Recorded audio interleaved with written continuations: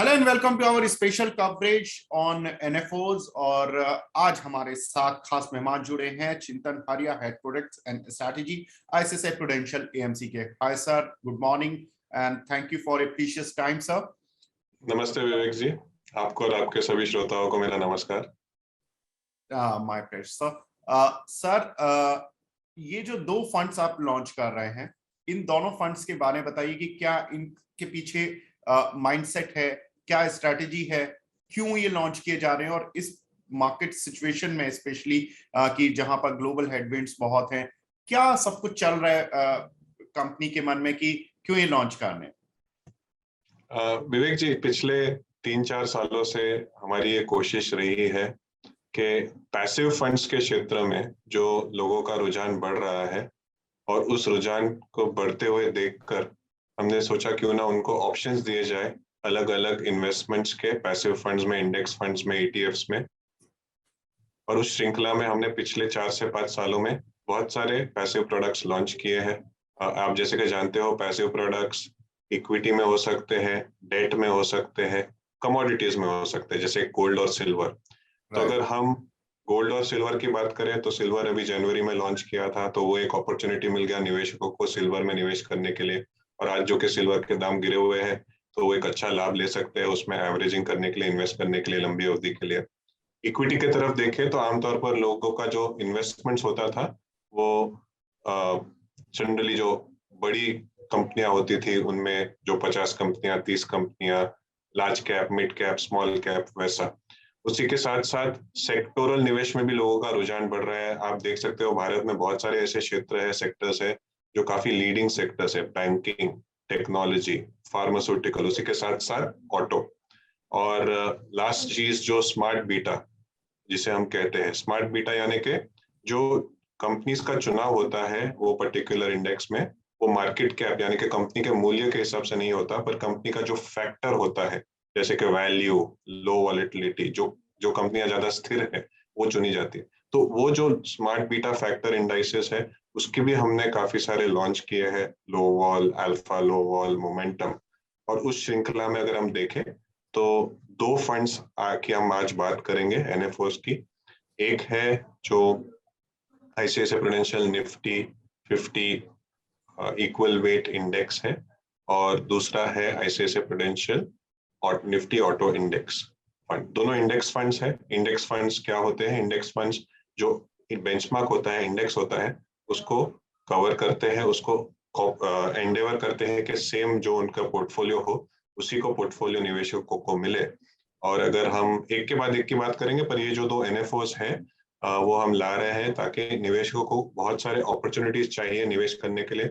उनके risk appetite और उनके पोर्टफोलियो के हिसाब से उनको जो चुनना है, जितने प्रतिशत में चुनना है, चुन के इसका लाभ उठा सकते हैं।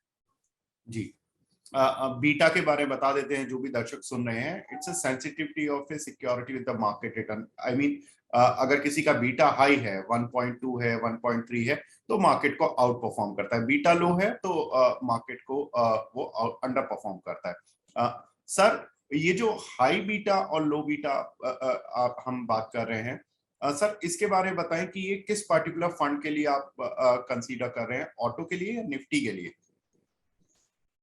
तो अगर हम जो स्मार्ट बीटा कॉन्सेप्ट की बात करें तो स्मार्ट बीटा ये कॉन्सेप्ट है जहां पर आप, अगर बीटा का कॉन्सेप्ट जैसे कि आपने सही बताया कि जो ब्रॉड मार्केट इंडेक्स है उसी के हिसाब से अगर आपका पोर्टफोलियो हो तो आपका बीटा सेम हो जाता है 1:1। पर स्मार्ट बीटा यानी कि जो चयन होता है स्टॉक्स का वो अलग अलग फैक्टर्स के हिसाब से हो सकता है। वो फैक्टर्स प्राइस फैक्टर्स भी हो सकते हैं और वो फैक्टर्स टेक्निकल फैक्टर्स भी हो सकते हैं। जैसे कि प्राइस फैक्टर्स यानी कि लो वॉलेटिलिटी, जो स्टॉक स्थिर रहते हो, और जो फंडामेंटल फैक्टर्स यानी कि वैल्यूएशन के हिसाब से, low price to earnings, low price to book.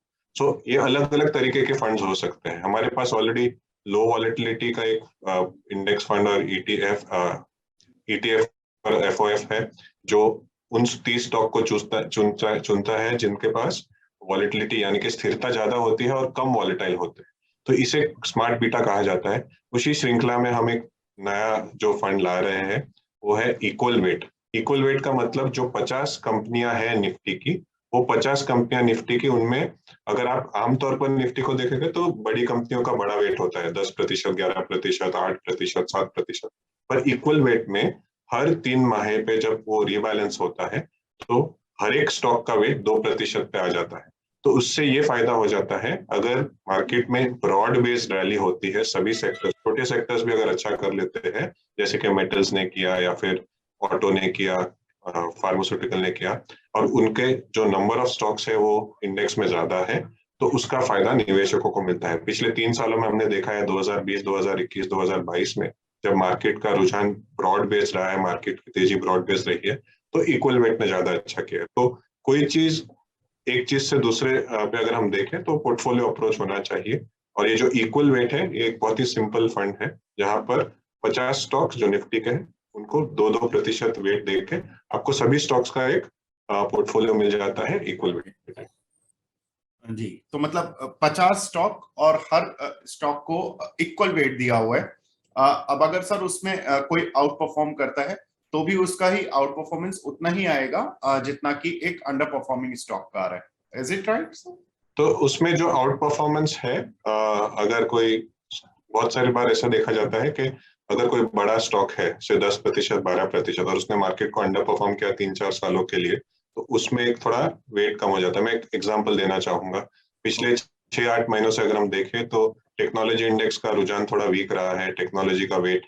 और टेक्नोलॉजी का वेट, क्योंकि टेक स्टॉक्स ने बहुत अच्छा किया है पिछले 5 सालों में, तो करीबन 18 से 20% वेट है जो ब्रॉड मार्केट इंडेक्स है। राइट। इक्वल वेट में जो 5 स्टॉक है टेक्नोलॉजी के, उसके अगर हम 2% पर स्टॉक वेट देखते हैं तो 10% है। तो जब मार्केट में टेक्नोलॉजी में गिरावट आई तो ये 20% गिरा नॉर्मल इंडेक्स में, और इक्वल वेट में 10% के हिसाब से जो भी गिरावट आई, तो आपको उसका फायदा मिल जाता है। रिवर्स भी ट्रू हो जाता है, जब टेक्नोलॉजी अच्छा करेगा तो इक्वल वेट में थोड़ी उसकी तकलीफ सकती है, क्योंकि इक्विटी में कम है। तो अलग मार्केट कंडीशंस में अलग पे ऑफ्स हो जाते हैं, और इसीलिए हम कहते हैं कि पोर्टफोलियो आपको मिश्रण बनना चाहिए।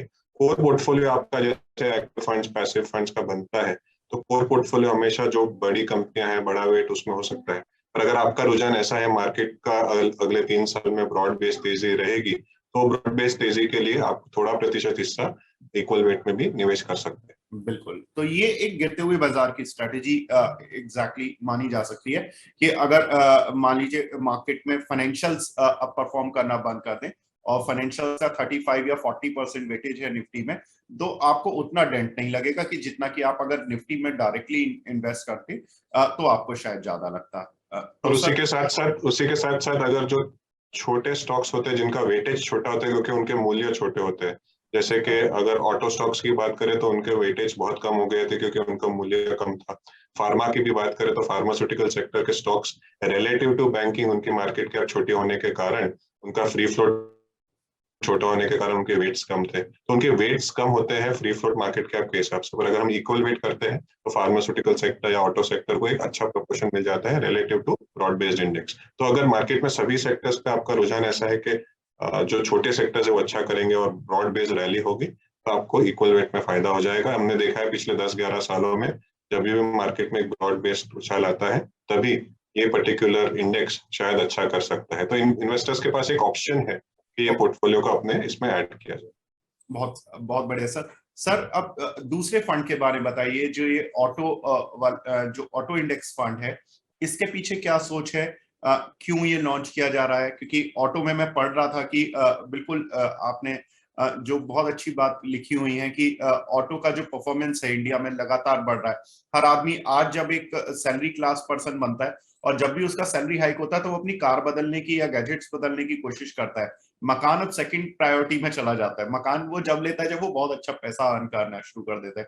सर, ये ऑटो की ग्रोथ आप कितना देख रहे हैं? 2030 तक तो आपने बहुत अच्छी ग्रोथ दिखा रखी है, और ईवी में तो स्पेशली आपने कहा है कि बहुत अच्छी ग्रोथ आने वाली है। तो जैसे भारत एक ऐसा देश है, हम देख भी सकते हैं पिछले 1-2 सालों में हमने देखा है भारत ने इक्विटी मार्केट में, करेंसी मार्केट में जो आउट परफॉर्मेंस दिखा है, उसका एक मेजर कारण है कि हमारे पास energy security, food security, geopolitically हमें टेंशन कम है, और भारत का जो मिडिल क्लास पॉपुलेशन है वो 50 करोड़ 60 करोड़ की तरफ बढ़ रहा है in terms of number of people.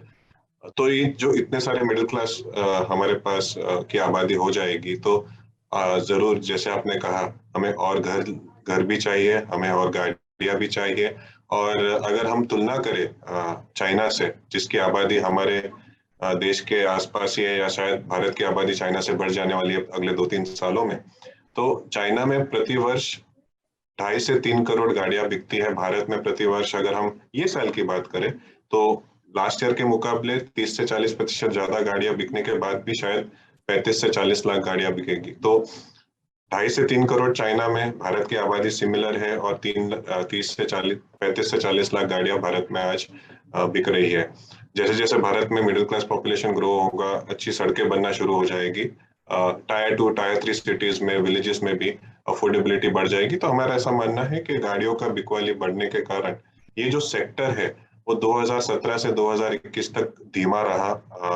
को लॉकडाउन में ऑब्वियसली गाड़ियां ना बिकने के कारण और भी इसमें तकलीफ आई। तो ये जो अपस्विंग आया है वो शायद 2-3 साल तक और चल सकता है, और इसीलिए लोगों के लिए हमने ये एक अपॉर्चुनिटी लाया है कि ICICI prudential auto index fund में, निफ्टी ऑटो इंडेक्स फंड में निवेश कर सके, और जो भारत की बड़ी कंपनियां हैं ऑटो ऑटो एंसिलरी में, उनमें उनको निवेश का फायदा मिल जाए इंडेक्स फंड के द्वारा। बिल्कुल सर, इसमें कुछ एक आम आदमी के पर्सपेक्टिव से पूछना चाहते हैं कि मिनिमम इन्वेस्टमेंट कोई भी आदमी कितना कर सकता है?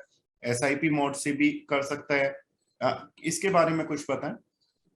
तो अगर हम एसेट एलोकेशन की बात करें, तो सेक्टोरल फंड्स क्योंकि ज्यादा वॉलेटाइल हो सकते हैं, तो हम कहते हैं कि आमतौर पर 15 से 20% से ज्यादा सब सेक्टोरल फंड्स मिला के निवेशकों के पास नहीं होना चाहिए। डाइवर्सिफाइड फंड्स में आपके पास 30% होना चाहिए, डायनामिक एसेट एलोकेशन फंड्स में आपके पास 50% होना चाहिए आसपास। आमतौर पर ये जनरल एक ट्रेंड होना चाहिए। और जो ऑटो इंडेक्स है, या फिर आईटी इंडेक्स है, बैंकिंग इंडेक्स है, वैसे फार्मा इंडेक्स है, जो भी इंडेक्स फंड्स है या ईटीएफ्स है, उनमें आप पूरा मिला के निवेश से 20% ना करें। अगर आपको पूरा कॉन्फिडेंस है, आप समझते हो सेक्टर को, तो आप शायद रिस्क ज्यादा ले सकते हो, पर जनरली 15 से 20% से ज्यादा आपको निवेश नहीं करना चाहिए। आप जरूर एसआईपी के द्वारा निवेश कर सकते हो, पर सेक्टोरल फंड्स में एसआईपी के द्वारा निवेश करने में एक तकलीफ आपको ये हो सकती है, जैसे जैसे सेक्टर बढ़ रहा है आप उसमें निवेश करते हो, तो आपको शायद उतना अच्छा परफॉर्मेंस ना मिले। जब सेक्टर एक खराब दौर से गुजर रहा हो तब आप एसआईपी कीजिए, जब सेक्टर अच्छे दौर से गुजर रहा हो तब आप एसआईपी मत कीजिए, ऐसा हमारा मानना है सेक्टोरल फंड्स में। जो डाइवर्सिफाइड फंड्स होते हैं उसमें आपके पास लंबी अवधि का समय होता है, फंड मैनेजर खुद सेक्टर्स चेंज करते हैं, तो आप उसमें एसआईपी लंबी अवधि के लिए कर सकते हैं। और जो सेक्टोरल फंड्स होते हैं उसमें आपको ध्यान ये रखना है कि जब सेक्टर बहुत अच्छा करता है, एक जमाने में इंफ्रा सेक्टर ने बहुत अच्छा किया, फिर फार्मास्यूटिकल सेक्टर ने 2010 से 2015 अच्छा किया, ऑटो सेक्टर ने 2013 से 2017 अच्छा किया, टेक्नोलॉजी सेक्टर ने 2018 से 2021 में बहुत अच्छा किया। तो जब आप ऊपर की तरफ एसआईपी करते हो तो शायद आपका एक्सपीरियंस वीक हो जाए, इसलिए जब सेक्टर एक मंदी के दौर से गुजर रहा हो तब आप एसआईपी कीजिए। पर अगर सेक्टर एक तेजी के दौर से गुजर रहा हो तो आप उसके शुरुआत में अगर लमसम निवेश कर सको तो आपको उसका पूरा फायदा मिल जाएगा। और एक समय ऐसा आएगा जब आपको सेक्टर फंड से पैसा निकालना भी पड़ेगा, क्योंकि हर एक सेक्टर का एक साइकिल होता है। बहुत ही कम सेक्टर्स है भारत में, जैसे कि एफएमसीजी, जहां पर साइकिल उतना स्ट्रॉन्ग नहीं होता, इट्स अ कंसिस्टेंट, कहते हैं ना, लंबी अवधि के लिए होता है। पर otherwise all other sectors have a cycle around it. Auto sector की शुरुआत अभी पिछले 1-1.5 साल से हुई है, और हमारा ऐसा मानना है कि ऑटो सेक्टर में अगले 2-3 साल 4 साल हमें एटलीस्ट गाड़ियों के बिकवाली में तेजी दिखने को मिलेगी। स्टॉक्स कैसे करते हो तो मार्केट पे भी डिपेंड होता है। तो जो एसेट एलोकेशन की हम बात करते हैं, आपका एसेट एलोकेशन आपके एडवाइजर से आप अच्छी तरह से बनवाइए, ताकि आपको रिस्क का भी पता चले, ऐसा हम आपसे गुजारिश करेंगे। सर, एक छोटा सा सवाल, आप कितना एक्सपेक्ट कर रहे हैं इन दोनों फंड से कि कितना पैसा आप रेज मतलब इन फंड्स में आ पाएगा? कहना मुश्किल है। इंडेक्स फंड्स में आमतौर पर लोगों का रुझान होता है, पर अगर हम लंबी अवधि में देखें तो स्लोली वो बिल्टअप होता है, क्योंकि ये अभी भी ऐसा क्षेत्र है जहां पर लोगों का जो नॉलेज लेवल है वो थोड़ा कम है। तो कहना मुश्किल है, पर हमारी ये इच्छा है कि हम निवेशकों के लिए जितने सारे ऑप्शंस ला सके वो लाए, और आज हम ला रहे हैं, अगले 2-3 सालों में पॉपुलैरिटी बढ़ेगी, तो हमारा ऐसा मानना है इनमें भी निवेश बढ़ेगा लोगों का।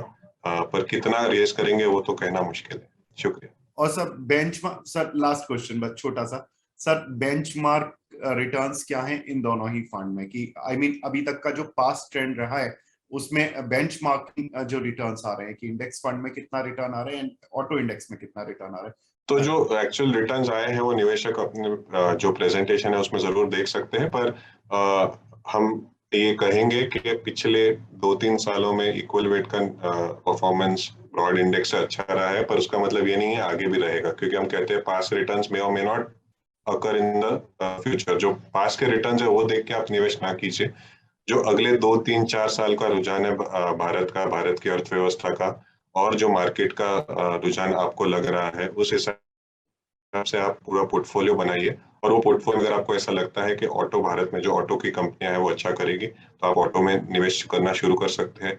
अगर बाहरी जो देश है उनमें जो तकलीफें चल रही है अभी ब्याज दर बढ़ने के कारण, और उनकी तकलीफों की वजह से अगर भारत में नीचे गिरावट आती है, तो आप एवरेजिंग का भी स्कोप रखिएगा। तो हम ऐसे ही कहना चाहेंगे कि पास रिटर्न्स ज्यादा देखना नहीं चाहिए।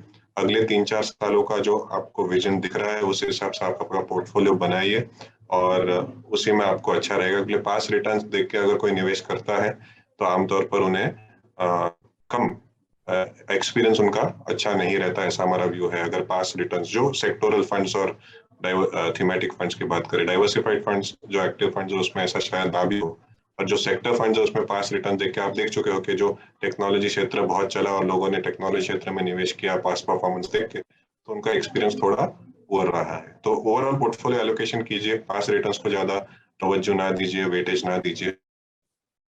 फ्यूचर में आपको पोर्टफोलियो कैसे दिखना चाहिए उसका एसेट एलोकेशन एक एडवाइजर के द्वारा बनाइए, आपके लिए यही अच्छा रहेगा। शुक्रिया, thank you. Thank you, sir. Thank you very much, sir. Thank you for your precious time, sir, and best of luck for your both the funds, sir. बहुत बहुत धन्यवाद Vivek ji, thank you. Thank you, sir. तो ये थे हमारे साथ चिंतन हारिया सर, जिन्होंने की बताया अपने दोनों फंड्स के बारे में और किस तरह से एसेट एलोकेशन करना है, किस तरह से आपको प्लानिंग करनी है अपने फंड्स की, इन सभी के बारे में चर्चा हुई। उम्मीद करते हैं कि आपको इस पूरी चर्चा का फायदा मिले और आप इन दोनों ही फंड्स में निवेश कर सकते हैं। आपके पास जो भी अमाउंट है उसको 50-50 कर भी आप इन्वेस्ट कर सकते हैं, तो आपका एक डाइवर्सिफाइड पोर्टफोलियो बन सकता है। Thank you.